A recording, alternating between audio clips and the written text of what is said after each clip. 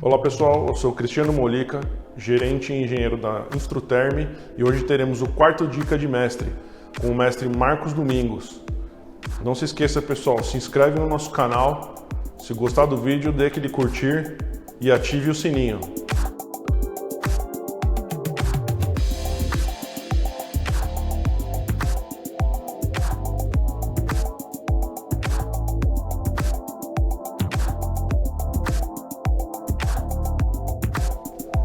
Hoje nós iremos falar sobre ajuste e calibração de sonômetros e audiodosímetros. Fiquem ligados! Por iniciativa da Instruterm, nós estamos aqui apresentando a dica de mestre número 4 e hoje nós vamos falar sobre calibração e ajuste de medidores de nível de pressão sonora, incluindo aí os sonômetros e os audiodosímetros. Eu já tenho falado desse assunto nas edições anteriores, então, portanto, alguns termos que eu vou usar aqui a gente já detalhou previamente. Mas eu gostaria que você me acompanhasse aqui em cima dos instrumentos que normalmente usamos ou para caracterização da surdez ocupacional ou para medição de níveis de ruído ambiental para fins de conforto da comunidade em si. Muito bem. Se você acompanhar comigo, o seu instrumento tem geralmente essa parte eletrônica onde aparece o display e um microfone, tanto no sonômetro quanto no audiodosímetro. Além disso, é importante ter um calibrador de campo, que é a peça de referência, o componente de referência que vai ser utilizado para o ajuste no local onde você vai medir. Então, quando se pede uma calibração, tem que se enviar para o laboratório o aparelho, obviamente com o seu microfone e também com o seu calibrador, para que toda a calibração seja feita de maneira completa. Muito bem. As normas que regem isso, você também já acompanhou comigo aqui antes, mas eu vou apenas passar as mais importantes para o nosso trabalho de hoje, que é a ANSI S.125, que é para dosímetro, né, a IEC 61672, tanto para sonômetro como para banda de oitava, a norma da ABNT 10151, que dá definições de alguns termos, e esse documento que é dado pelo Inmetro, chamado TOC GCAC, 052, que estabelece os requisitos mínimos para a calibração. Então isso é importante para a nossa discussão de hoje, para o nosso debate, para essa dica de mestre que nós estamos apresentando. Precisamos também estabelecer uma outra coisa importante, que é acertar os termos que nós usamos, o vocabulário que nós vamos usar. Não é? A gente às vezes se refere à calibração como aferição, como ajuste, tudo. E esses termos às vezes são até populares, porque a norma não se refere dessa forma. O que é que a norma fala? Então a norma 10151, ela estabelece que calibração é um procedimento feito em laboratório, então somente em laboratório, sob condições controladas de temperatura, de pressão, com equipamentos muito bem também com padrões estabelecidos, e tem uma série de requisitos para fazer a calibração em laboratório. Enquanto que o ajuste é feito em campo, é quando você usa o seu calibrador de campo para fazer a correção do nível de pressão sonora do seu instrumento. Então são apenas esses dois termos que nós utilizamos tecnicamente de acordo com a norma 10151. Tá? Muito bem. Também já falamos aqui sobre normas que estão sendo usadas aí, procedimentos, e vai. Quando você manda o seu instrumento para um laboratório, não é? Esse laboratório poderá fazer uma calibração, que nós vamos chamar de calibração acreditada ou rastreada. Não é? Então, o que nós entendemos por isso? Quando um laboratório ele faz uma calibração acreditada, significa que esse laboratório pertence à rede brasileira de calibração, ele tem uma gestão em cima da IEC 17025, que ela é mundial e serve para qualquer tipo de laboratório padrão, não é? E pode, então, quando apresentar o seu resultado, usar o selo do Inmetro como uma espécie de garantia de que esses procedimentos foram avalizados, né, foram auditados pelo Inmetro E aí você não vai mais se preocupar em verificar se eles seguiram exatamente os procedimentos, porque você vai acabar confiando que o Inmetro fez isso por você. Por outro lado, se você manda para um laboratório que diz que faz calibração rastreada, então o Inmetro não tem nada a ver com esse resultado, ele não reconhece esse resultado. Não é? Se você confia nesse laboratório, se ele é idôneo, né, então certamente esse laboratório também vai ter uma gestão e que se espera que o ideal é que ele também tenha uma gestão baseada na IEC 17025. Tá?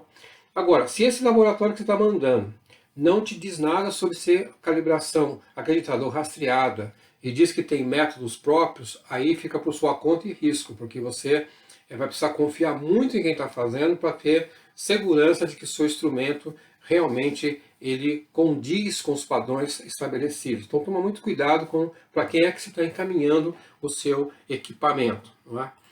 E nós estamos aqui pensando então em acreditação, rastreabilidade, e eu vou mostrar para você um exemplo que poderia talvez ser mais útil. Veja só o seguinte, ó. Imagina que você tem uma balança, essa balança aí de um supermercado ou de qualquer outro lugar, e você tem que ir lá fazer a sua compra e confiar que você pediu 1 quilo de uma mercadoria e é aquilo mesmo, não é? Muito bem, como é que essa balança você pode confiar nela? Ora, se essa balança foi calibrada, né, então ela, dentro dessa gestão IEC 17025, ela vem numa sequência de comparação com vários parâmetros, com vários padrões aí. Começando lá pelo laboratório central, ou que reúne todos os demais, que é na França, esse Bureau Internacional de Pesos e Medidas, né, que estabelece assim, as condições de metrologia, os procedimentos, calcula tudo e faz essa reunião das associações nacionais. Ele pode, inclusive, fazer alguns testes de padrões, mas ele realmente estabelece os procedimentos e a matemática adequada para cada laboratório nacional ter o seu padrão que vai ser usado, então, localmente.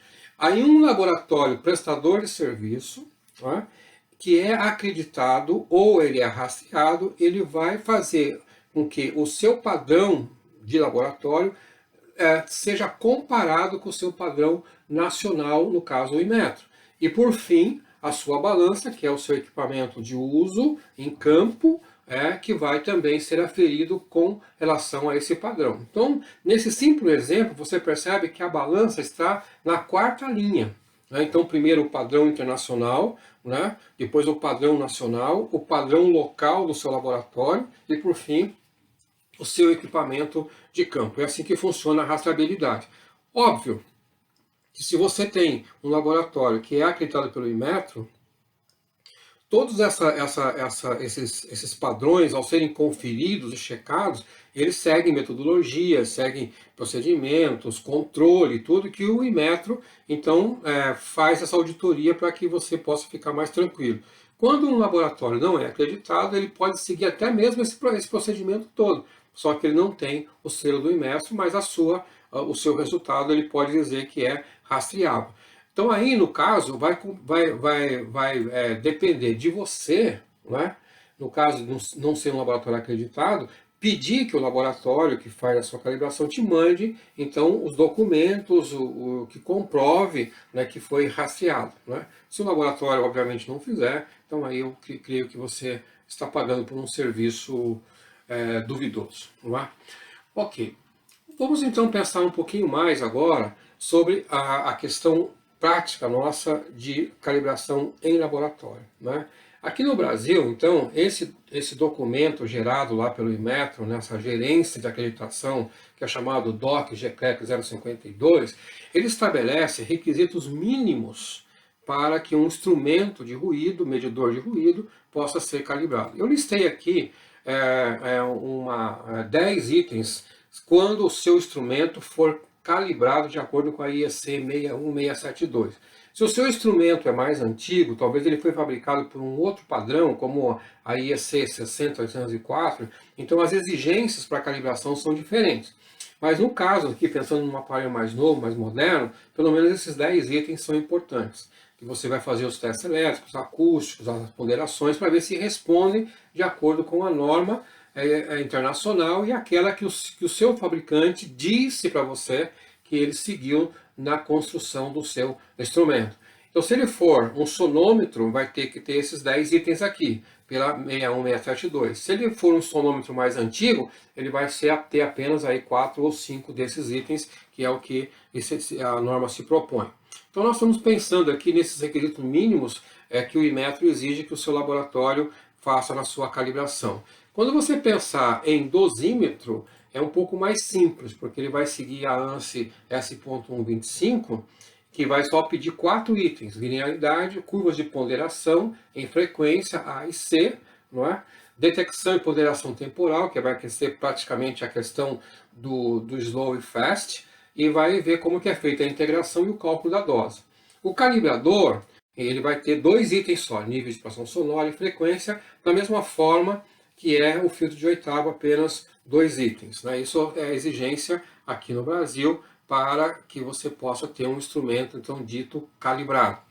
Os laboratórios que nós temos geralmente aqui no Brasil, eles vão ter um equipamento bastante parecido, né? E você está vendo aí uma foto da Extruterm, do laboratório da Extruterm, e que vai mostrar aqui uma câmara acústica do lado esquerdo, né? E os instrumentos que eles usam para aferir, para calibrar o seu instrumento, não é?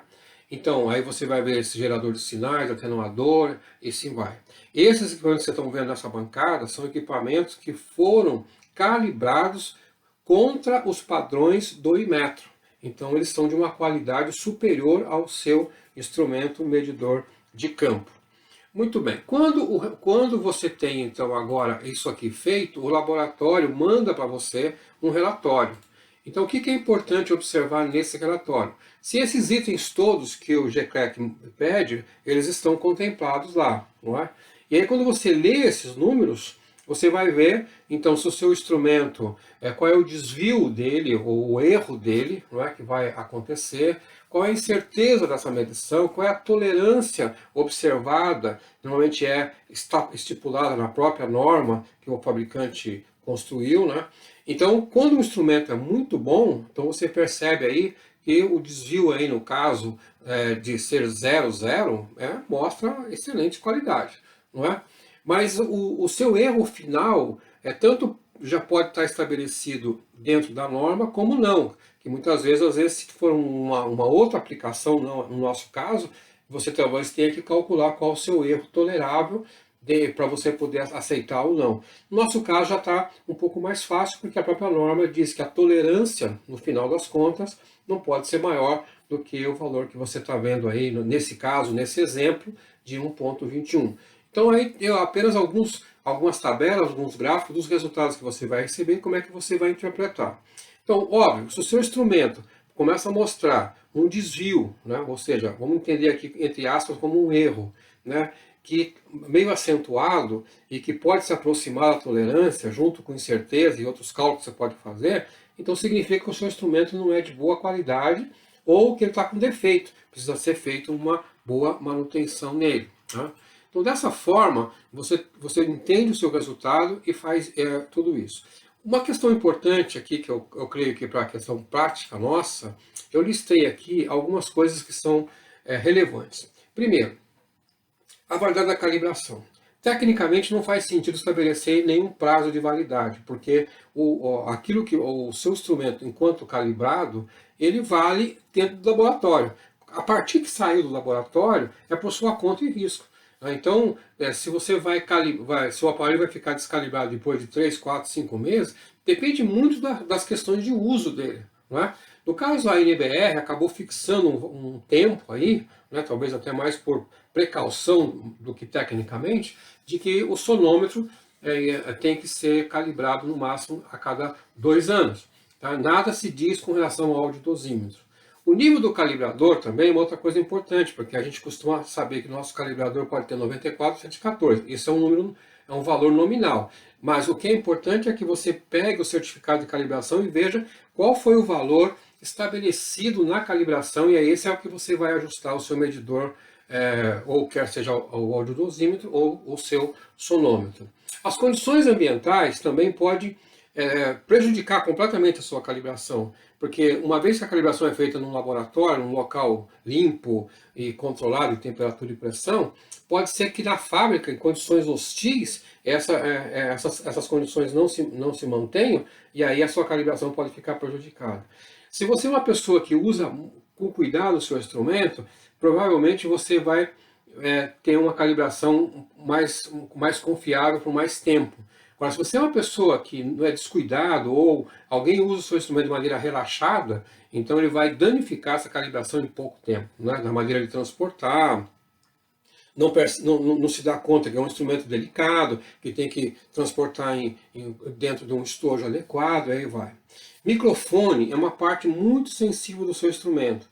Então o microfone não pode sofrer batidas, sopros e outras coisas assim, porque ele é uma parte muito delicada e se o microfone não funcionar bem, todo o resto está comprometido.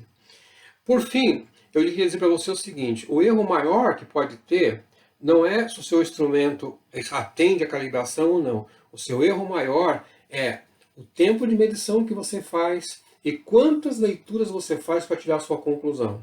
Então não adianta ter um instrumento que atende completamente a calibração se você não for cuidadoso na sua estratégia de medição e fazendo várias leituras e em um tempo que represente bem a exposição da pessoa, do trabalhador e aí vai. Então esse pode ser o seu erro maior. Então, muito bem. Então com isso, eu espero que você tenha mais informação sobre isso, possa fazer um melhor trabalho. Nós estamos aí com esses dados no YouTube, então você pode nos acompanhar tanto no canal da Exoterm, né, como no meu canal também, os endereços que estão nesse link, e você poderá ter mais informação, rever esse vídeo na hora que você quiser. Eu espero dessa forma que você passe a fazer um melhor trabalho e eu desejo todo sucesso na sua carreira profissional. Um abraço. E aí pessoal, gostaram do vídeo? Muito legal, né? O mestre Marcos Domingos aí colocou pra gente que existem diferenças, né, entre o ajuste acústico, a calibração em laboratório, os valores que devem ser inseridos nos seus instrumentos para realizar o ajuste dele, conforme o certificado de calibração, as normas, né? Muito interessante. Muito obrigado. Não se esqueçam, ative o sininho, se inscreva no canal e se curtir o vídeo, deixe o seu like.